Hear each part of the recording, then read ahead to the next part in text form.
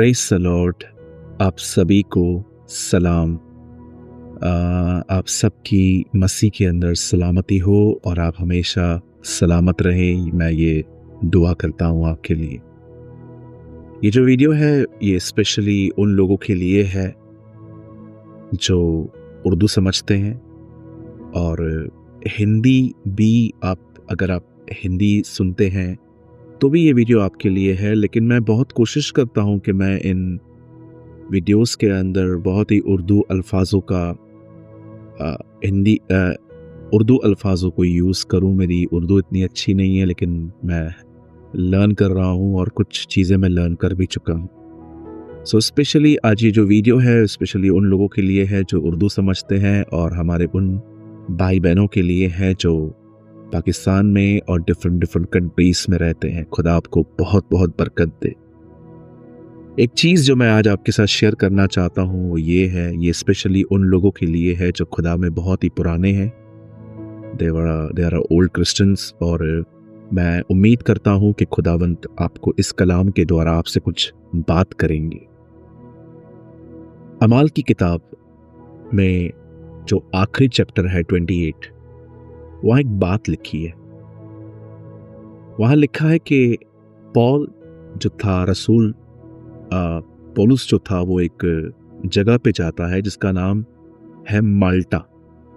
और ये एक आइलैंड था, ये एक ऐसी जगह थी जो समुद्र के आसपास बसी हुई थी। और जब पौल वहाँ पहुँचता है, क्योंकि उसका जो जहाज़ था, जो उसकी नाव थी वो टूट चुकी थी और वो तैरते तैरते तैरते वहाँ तक गया। और जब वो वहाँ पर गया तो वहाँ पर हल्की सी बारिश थी, बूंदाबांदी थी और कलाम कहता है कि ठंड थी। और जब पौल ने ये सारा एटमॉस्फेयर, ये सब कुछ देखा कि इस तरह है, तो उसने, बाइबल कहती है, कलाम कहता है कि उसने लकड़ियों के एक लकड़ियाँ थी, वहाँ आग जल रही थी। और जब पौलुस एक नई लकड़ियाँ लेके उसके अंदर डालता है तब एक सांप बाहर आता है, क्योंकि सांप को आंच लग गई।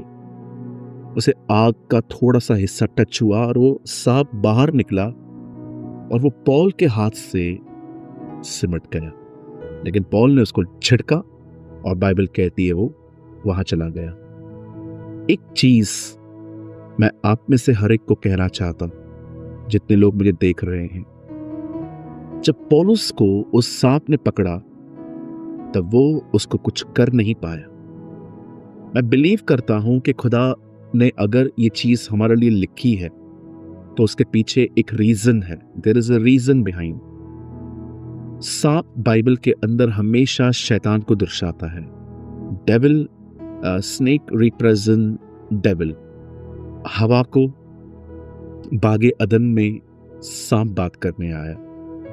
इजराइल के लोगों को जंगलों में, बयाबानों में सांप डसने लग गए। इवन जीसस ने न्यू टेस्टामेंट में, नए ऐदनामे में अपने रसूलों से कहा, जाओ, और एक जगह पे लिखा गया है, मैंने तुम्हें सांपों पर और बिच्छुओं पर हक दिया है, अधिकार दिया है। और यहाँ पर भी पौल को एक सांप पकड़ लेता है, लेकिन वो उसे कुछ कर नहीं पाता। मैं एक चीज जानता हूं, अगर मैं और आप पाक रूह से भरे रहें, खुदावन की रूह से भरे रहें, सांप हमारा कुछ नहीं बिगाड़ सकता। वो हो सकता है आपको बहुत बुरे बुरे ड्रीम्स देगा, वो आपके दिमाग को मेंटली टॉर्चर करने की कोशिश करेगा, वो लोगों के द्वारा आप पे हमले करेगा, लेकिन आप पे कोई चीज असर नहीं करेगी, क्योंकि आप उसकी रूह से भरे हैं।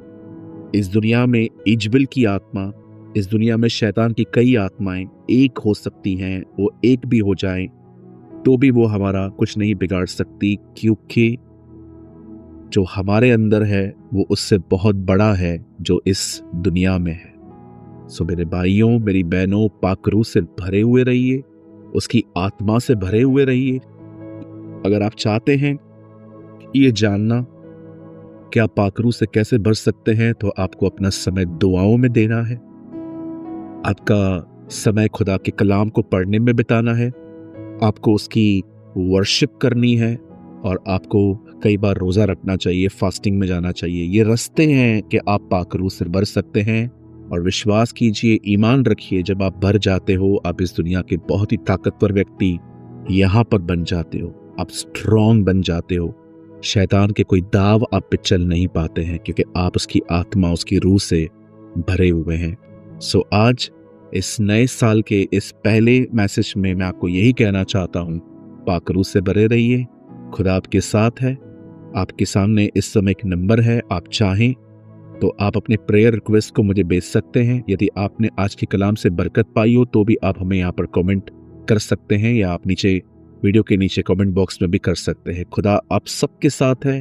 आप सभी को नए साल की बहुत बधाइयाँ हो। खुदा आपके साथ है। आप सभी को सलाम।